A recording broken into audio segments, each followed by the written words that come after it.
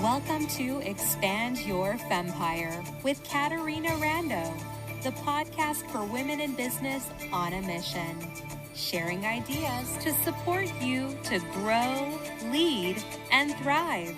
Now, here's your host, Caterina Rando. Welcome back to another episode of the Expand Your Fempire podcast. This is your host, Caterina Rando, and I am blissing to be with you today.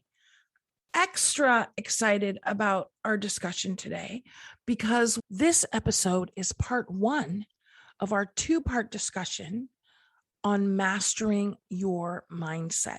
This topic is so important that we're taking extra time to focus on you mastering your mindset. Come back next week for part two. But first, of course, listen to this episode. I want you to master your mindset so that you can bliss and thrive more in your business and in your life. Now, what is your mindset? I've read many different definitions of mindset, and more or less it comes down to a set of beliefs or ideas or assumptions that we have about everything, about ourselves, about life, about our culture, about our community. Mindset also relates to your natural disposition with your attitude. Are you positive? Are you sarcastic? Are you a realist? Are you negative? All of these things in your general attitude disposition impacts your mindset as well. For example, someone might have a belief that everybody's out to get them. Well, of course, this is going to impact how they think every experience that they have. Someone could come up to them and say hello, and they could think, oh, that's so nice that someone said hello. Or they could think, well, what do they want? Or what's their agenda? Because their mindset is that somebody is always out to get them. Hopefully that's not your mindset. Hopefully you feel like there's lots of good in the world and that people are, for the most part, good, and that everybody that comes in contact with you wants to shine some of their light on you. In our time together today, I'm going to discuss with you many things that will support you in impacting your mindset to the degree that this can make a huge difference in your life, in your beliefs, in your actions, in your behaviors, because you are focused on mastering your mindset. And that is what I'm hoping you're going to do after our time together. My first request of you is that you be committed to mastering your mindset, that you say, okay, Caterina, that sounds good. I want to become a master of my mindset because, as you know, life is dynamic. Your mental state is dynamic. It's always changing. And I want it to change for good. I want that for you. I want that for everybody. I'm going to discuss with you right now a series of things. And some of them might be reminders for you to shine the spotlight if you're being consistent with them. And some of them might be things that you have had no attention on. And if you feel it would be of benefit to you, let's go ahead and bring these things in. First one, be committed to mastering your mindset. Be committed to getting better and better at having your mind and your mindset work for you, because your thinking, your mindset, your overall attitude and disposition is one of the most important tools you have for your business success. Your ability to think, solve problems, be focused on solutions, come up with more brilliant ideas. All of this is going to support you to thrive and bliss in your business and your life. Number two, perfection is not required. This is a guiding principle for my business and my life I want to invite you to embrace. Because when we're pursuing perfection or even excellence, the first time we're doing something, what we're doing is we're putting too much pressure on ourselves. And do you know what happens when you put too much pressure on yourself? You get short with people. You start to snap at people, people that are prone to anger and outbursts of rage. Sometimes it's because they're pursuing perfection that they get discouraged, disappointed, frustrated with themselves. I want you to check in on this with yourself, because if you're pursuing perfection, what's going to happen? You're going to get ready to get ready. You're never going to get going, because how can you be perfect when you've never done something before, or it's the first time, or you haven't mastered it yet? Be more committed to action and doing a good job. Let's leave perfection to the side. Related to this is another guiding principle that I embrace, that I want to invite you to embrace. And it's a little bit quirky maybe, but here it is. In life, there are going to be breaks. There are going to be spills. You know, you're going to break a dish. You're going to spill the milk or the tea or the coffee. There's going to be stuff in your pantry that is expired. There's going to be deliveries that come late. There's going to be people that come late or early. There is going to be orders when you go to a restaurant that are not going to be quite right. This is all part of life. And I'm sharing this with you because why don't you make a decision once, like right now, that you're not going to get upset for the rest of your life about any of this stuff? Just today, I was coming up the stairs, I had my computer, I had my beverage, I was carrying 5 other things. And you know what? My beverage fell all over the stairs. For a moment, I was upset. And then I reminded myself, Caterina, spills are part of life.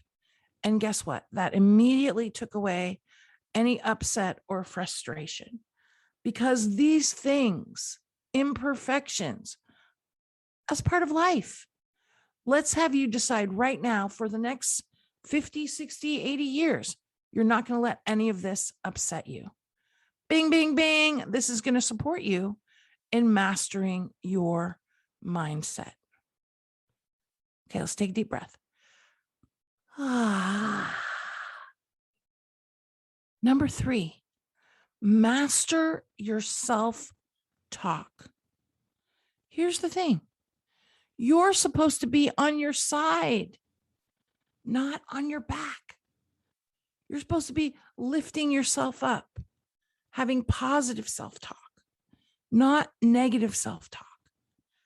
And it's very interesting because you may know that the average person has 70% negative or worrying thoughts every day. Did you know that? Here's the beautiful thing about that, though. When you simply set an intention that you're going to have more positive self-talk, that you're not going to worry as much, you can take that 70% all the way down to 40%. That's with one action. Imagine if you had a standard operating procedure in your life that you did not talk negatively about yourself. And by the way, I want you to notice, how are you reacting right now as I say that?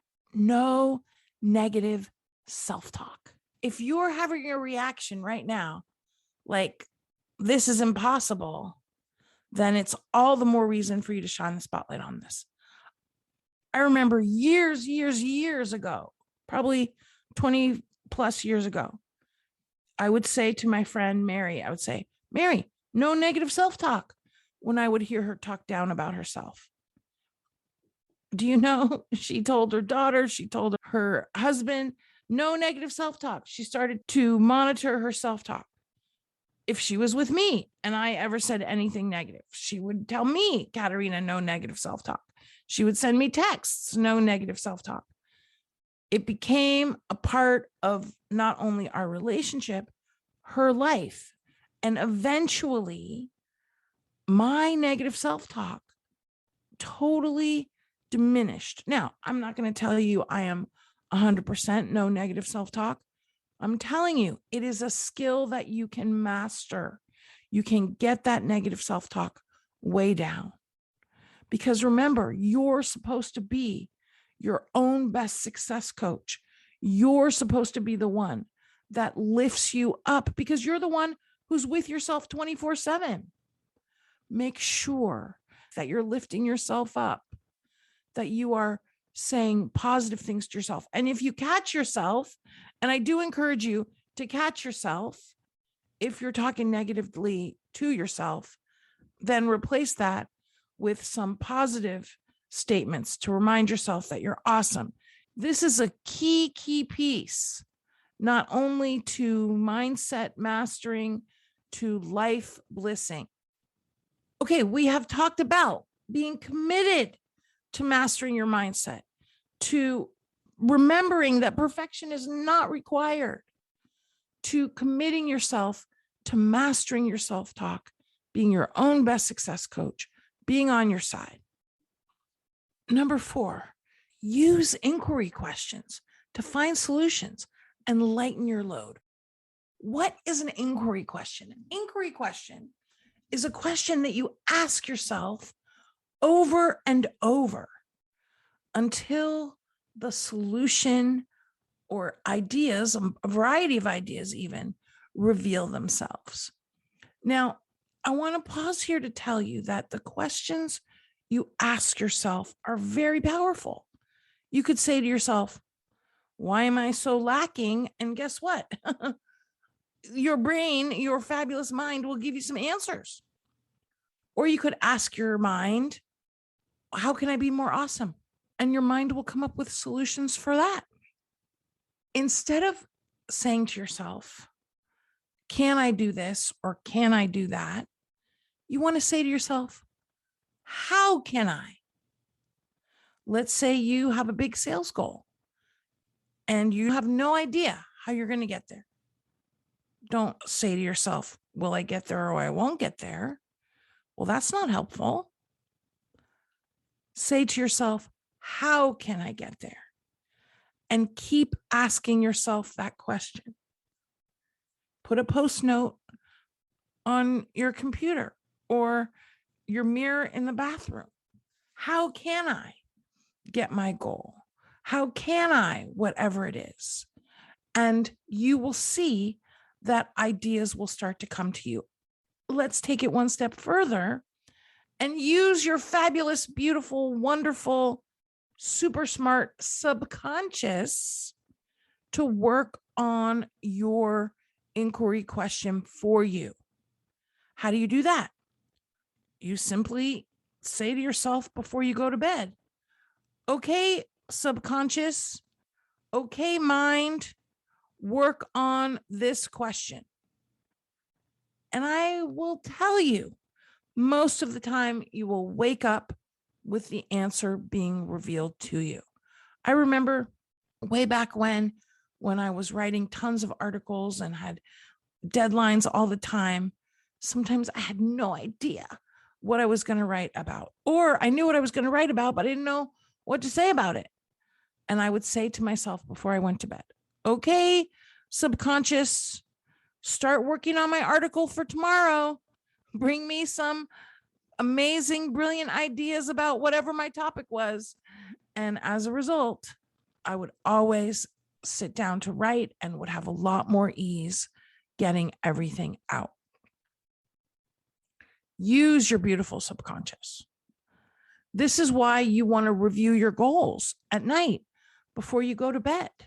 This is why you want to reflect and even say out loud your compelling vision before you go to bed so that your subconscious can get working on it for you.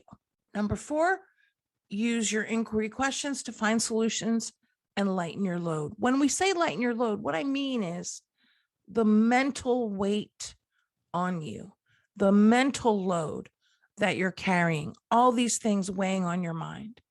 That's what I want to talk to you about in number 5.